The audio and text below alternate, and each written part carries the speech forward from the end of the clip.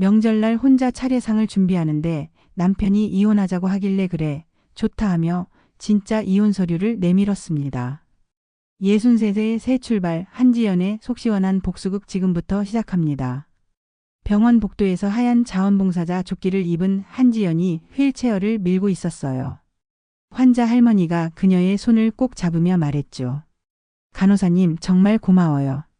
우리 며느리보다 더 잘해주시네. 아니에요. 제가 오히려 보람을 느껴요.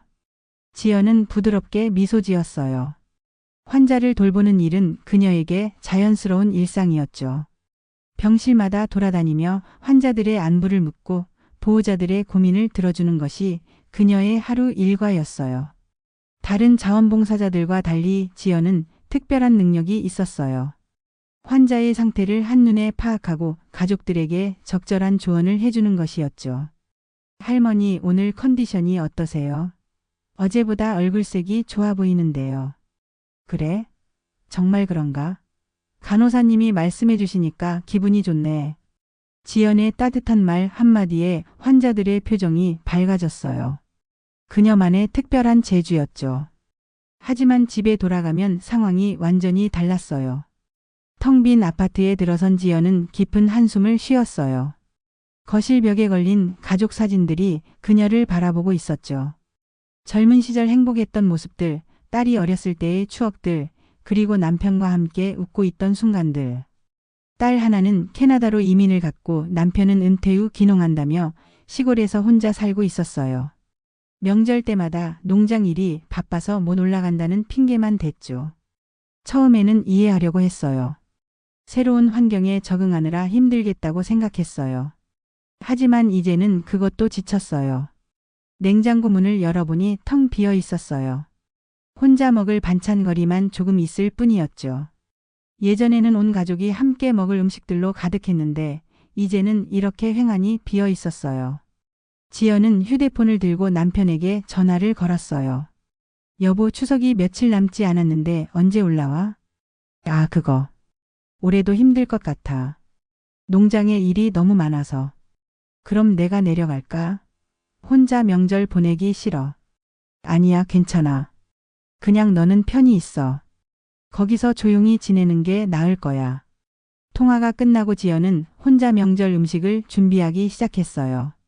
넓은 식탁에 혼자 앉아 전을 부치고 나물을 무치는 모습이 더없이 쓸쓸해 보였죠. 벌써 몇 년째 혼자 보내는 명절이었어요. 예전에는 온 가족이 모여서 웃고 떠들며 음식을 준비했는데 이제는 그런 기억이 까마득히 느껴졌어요. 서랍 깊숙한 곳에서 낡은 통장 하나를 꺼내 들여다봤어요. 그 안에는 30년간 조금씩 모은 돈이 쌓여 있었죠. 지연만이 아는 비상금이었어요. 간호사로 일하며 틈틈이 모아둔 돈, 언젠가 필요할 때를 대비해서 조금씩 저축해 놓은 것이었어요. 언제까지 이렇게 살아야 하나. 중얼거리는 그녀의 목소리에는 깊은 피로와 외로움이 배어 있었어요. 하지만 그녀는 아직 몰랐어요. 곧 자신의 인생이 완전히 뒤바뀔 거라는 사실을요. 추석 하루 전 저녁, 지연은 마지막 음식 준비를 하고 있었어요. 갑자기 휴대폰이 울렸죠. 남편이었어요. 여보세요? 지연아, 우리 얘기 좀 해야겠어. 남편의 목소리가 평소와 달라 보였어요. 어딘가 차갑고 결심한 듯한 톤이었죠. 무슨 얘기? 우리 이혼하자. 지연의 손에서 국자가 떨어졌어요. 예상치 못한 말에 충격을 받았죠. 갑자기 무슨? 갑자기가 아니야. 우리 이미 오래전부터 그냥 남남처럼 살았잖아. 서로 편하게 살자고. 그렇다고 이혼을? 그냥 도장만 찍자. 나중에 귀찮아지기 전에. 너도 힘들잖아, 이렇게 혼자 사는 것. 지연은 말문이 막혔어요. 35년 결혼 생활을 이렇게 쉽게 정리하자고 하다니. 언제부터 이런 생각을 했어? 생각해보니까 우리 서로에게 짐만 되고 있는 것 같아서. 나는 농장에 정착해서 살 거고 너는 서울에서 내 일 계속하면 되잖아. 통화가 끝나고 지연은 주저앉았어요. 손이 떨렸죠. 하지만 이상하게도 예상했던 만큼 놀랍지는 않았어요. 마음 한구석에서는 이미 예감하고 있었던 것 같았어요. 그날 밤 지연은 잠들 수 없었어요. 35년의 결혼 생활이 주마등처럼 스쳐 지나갔죠. 젊은 시절 사랑했던 남편, 딸을 낳고 키우며 행복했던 순간들, 그리고 언제부터인가 소원해진 관계. 새벽이 되어서야 지연은 결심했어요. 그냥 넘어갈 수는 없다고. 뭔가 이상하다고. 남편이 왜 갑자기 이혼을 원하는지 알아봐야 한다고. 지연은 서랍에서 남편이 농장 주소를 적어둔 메모를 찾았어요. 한 번도 가본 적 없는 그곳에 직접 가보기로 했죠. 30년간 간호사로 일하며 단련된 그녀의 직감이 뭔가 숨겨진 진실이 있다고 속삭이고 있었어요. 이튿날 아침 일찍 지연은 기차를 타고 남편의 농장이 있는 시골로 향했어요. 2시간 넘게 걸리는 거리였죠. 기차 안에서 그녀는 계속 생각했어요. 정말 농사만 짓고 있는 걸까? 왜 한 번도 자신을 초대하지 않았을까? 창밖으로 스쳐 지나가는 풍경을 보며 지연은 복잡한 마음이었어요. 남편이 정말 혼자 농사만 짓고 있다면 자신이 의심한 게 미안할 것이고 만약 다른 이유가 있다면 생각하기도 싫었어요. 농장 근처에 도착한 지연은 멀리서 농장 건물을 관찰했어요. 현대식으로 잘 지어진 건물이었죠. 생각보다 규모가 훨씬 컸어요. 혼자 농사 짓기에는 너무 큰 것 같았어요. 그리고 건물 앞에는 고급 승용차 2대가 주차되어 있었어요. 남편 차와 모르는 차 한 대였죠. 지연은 나무 뒤에 숨어서 상황을 지켜봤어요. 30년간 병원에서 일하며 터득한 관찰력이 빛을 발하는 순간이었어요. 환자의 상태 변화를 놓치지 않기 위해 늘 예민하게 관찰해온 습관이 이런 곳에서 도움이 될 줄은 몰랐어요. 한참을 기다리던 중 농장 문이 열리고 남편이 나타났어요. 그런데 혼자가 아니었어요. 50대로 보이는 여자가 함께 있었죠. 2 사람은 매우 친밀해 보였어요. 여자는 남편의 팔짱을 끼고 다정하게 이야기하고 있었고 남편은 그런 여자를 다정하게 바라보며 웃고 있었어요. 지연의 가슴이 철렁 내려앉았어요. 예상은 했지만 직접 보니까 충격이 컸어요.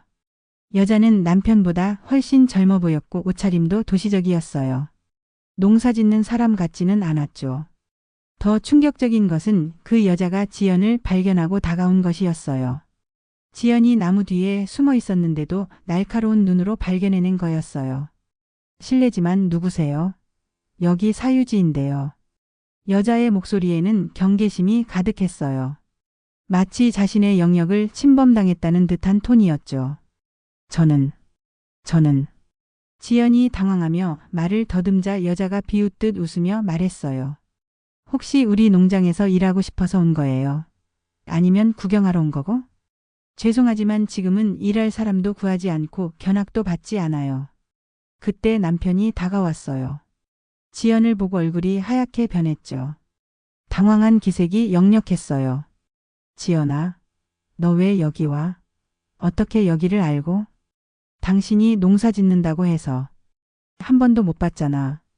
여자가 남편을 보며 의심스러운 눈으로 물었어요. 누구세요, 이분? 아는 사람이에요. 서울에 사는 지인이야. 지연의 가슴이 먹먹해졌어요. 35년을 함께 산 아내를 지인이라고 소개하다니. 그것도 이렇게 주저하면서.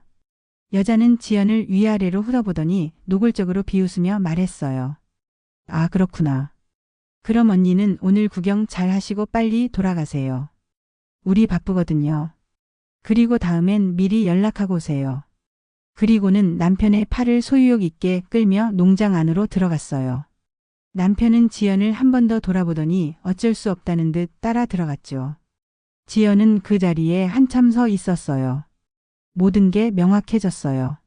남편이 왜 갑작스럽게 이혼하자고 했는지, 왜 명절에도 올라오지 않았는지, 왜 전화 통화를 대충 끝내려고 했는지. 이미 다른 여자와 살고 있었던 거였어요.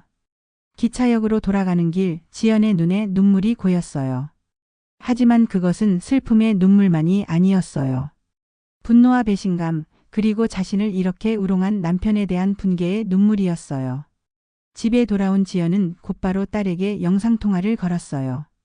캐나다에 있는 딸 수연이었죠. 시차 때문에 저녁 시간이었지만 딸은 바로 받았어요. 엄마 안녕하세요. 그런데 얼굴이 왜 그래요? 많이 피곤해 보이시는데. 화면 속 딸의 얼굴이 걱정스러워 보였어요. 지연은 최대한 평정을 유지하려고 했지만 목소리가 떨렸어요. 수연아, 엄마가 할 말이 있어. 무슨 일이에요? 목소리가 이상해요.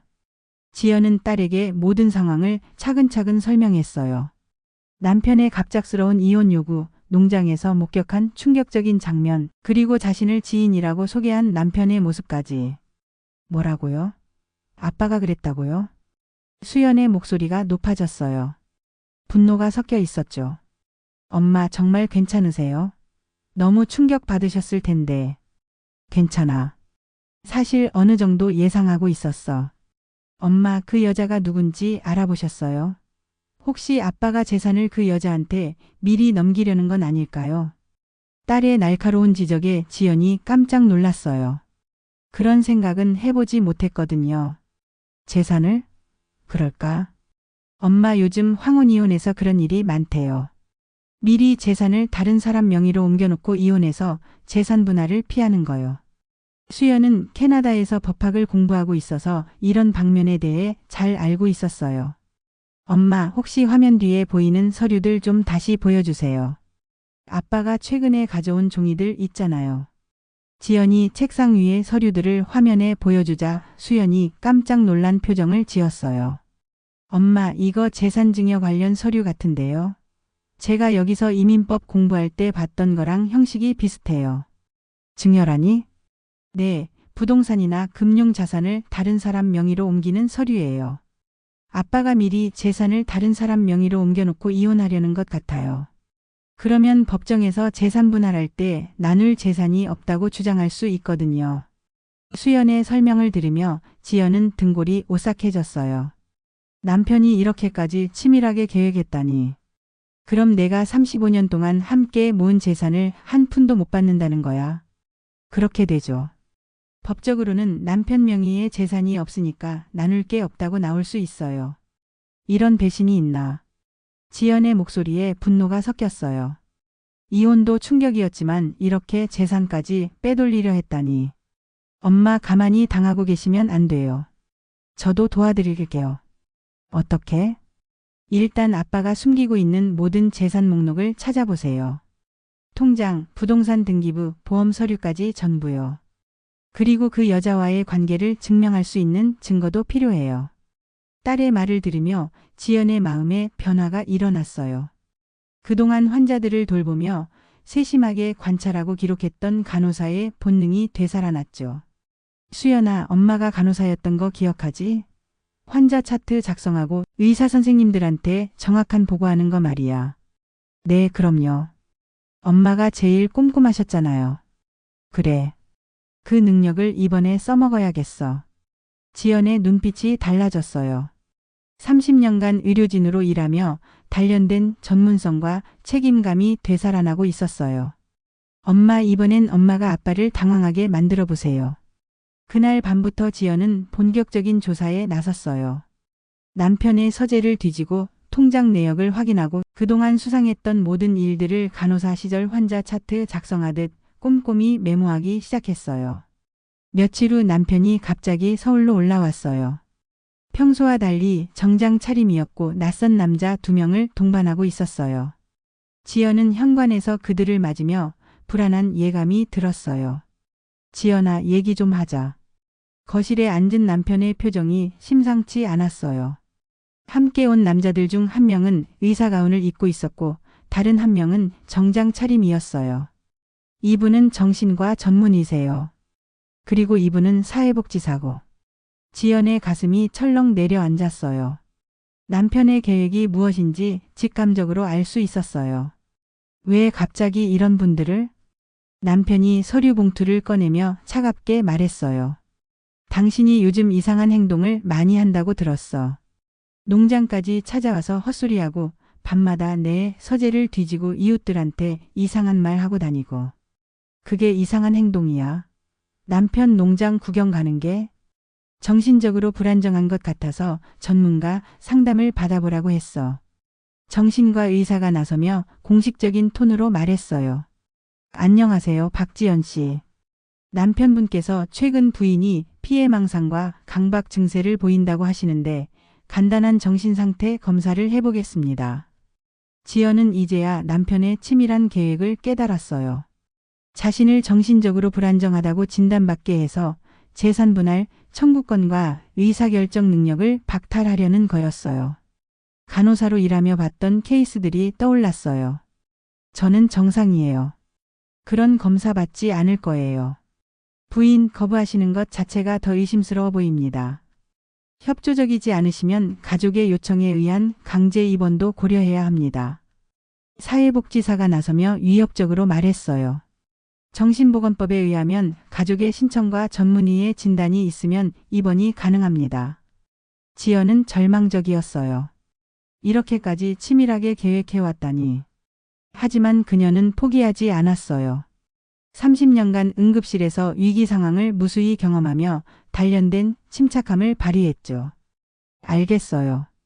검사 받을게요. 대신 제가 믿는 병원에서 받고 싶어요. 제가 30년간 일했던 병원의 정신과에서 받겠어요. 남편의 표정이 당황스러워 보였어요.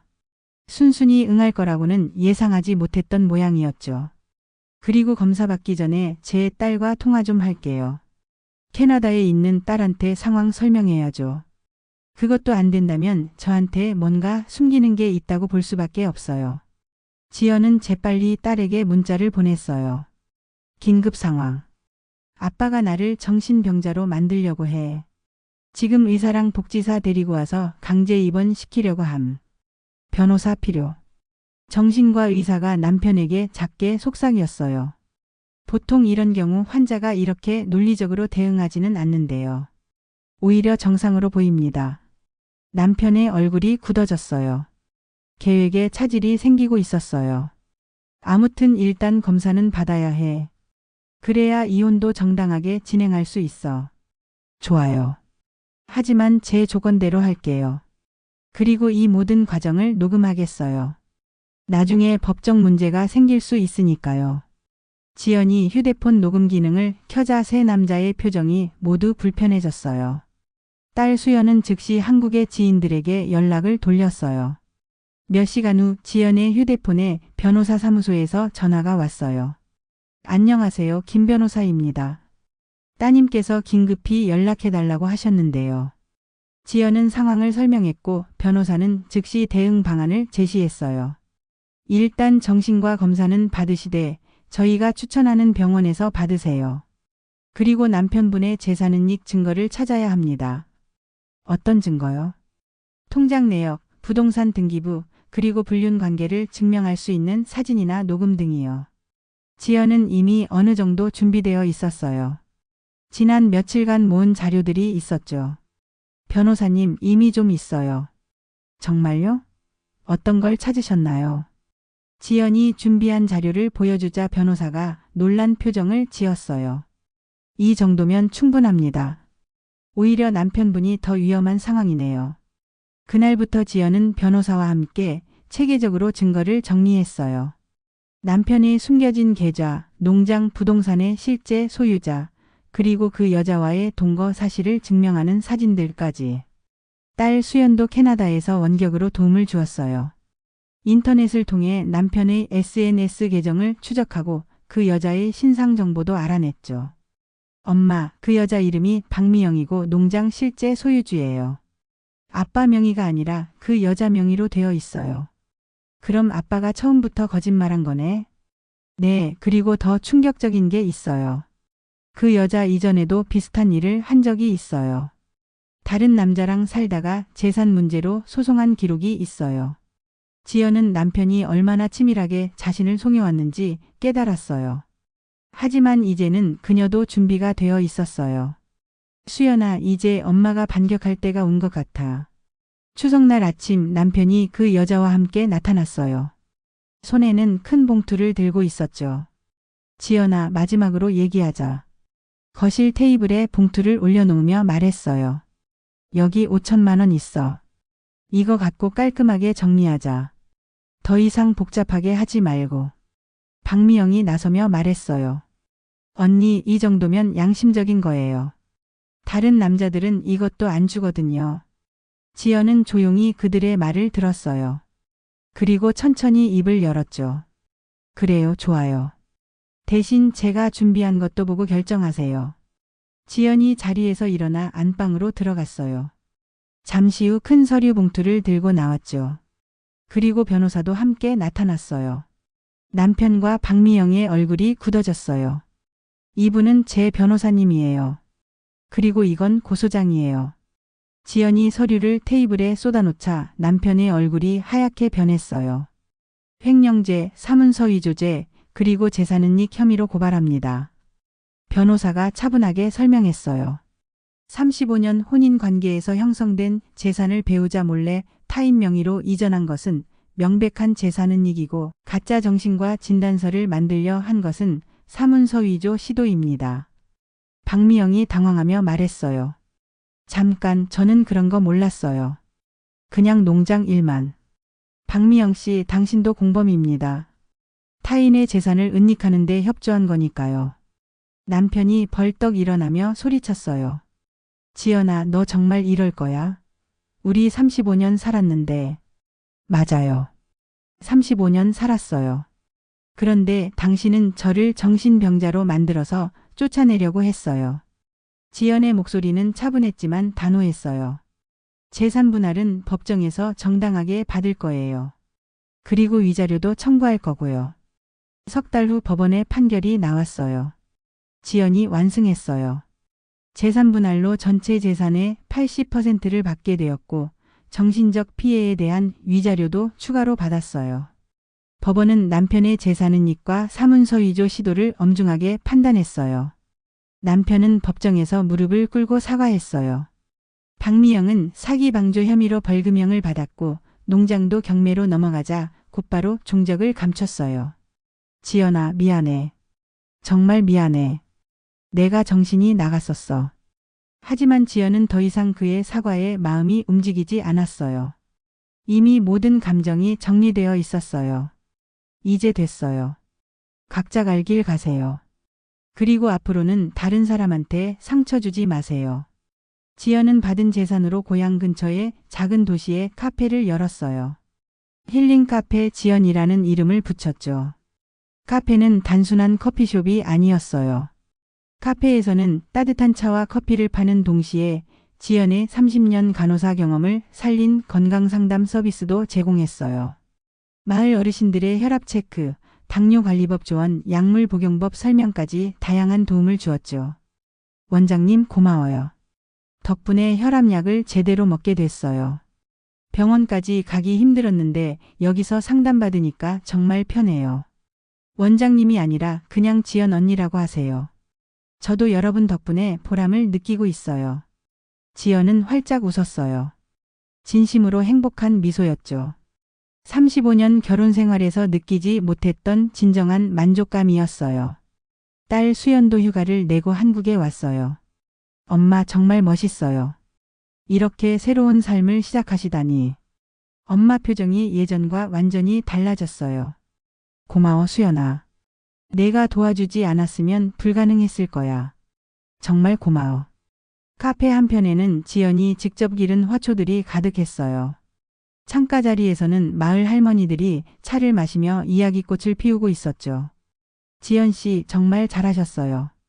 그런 나쁜 남편 차버리고 이렇게 행복하게 사시는 모습 보니까 속이 다 시원해요. 맞아요. 처음엔 걱정했는데 이제 진짜 행복해 보여요. 우리도 지연 씨 보고 용기 얻었어요. 오후에는 젊은 며느리들이 시어머니 건강 상담을 받으러 왔어요. 지연 선생님, 시어머니가 당뇨약을 자꾸 안 드시려고 해요. 어떻게 설득해야 할까요? 그럴 때는 이렇게 접근해 보세요. 어르신들은 약에 대한 두려움이 있으시거든요. 지연은 환자와 가족들 사이의 갈등을 중재하는 역할도 했어요. 오랜 경험으로 터득한 노하우였죠.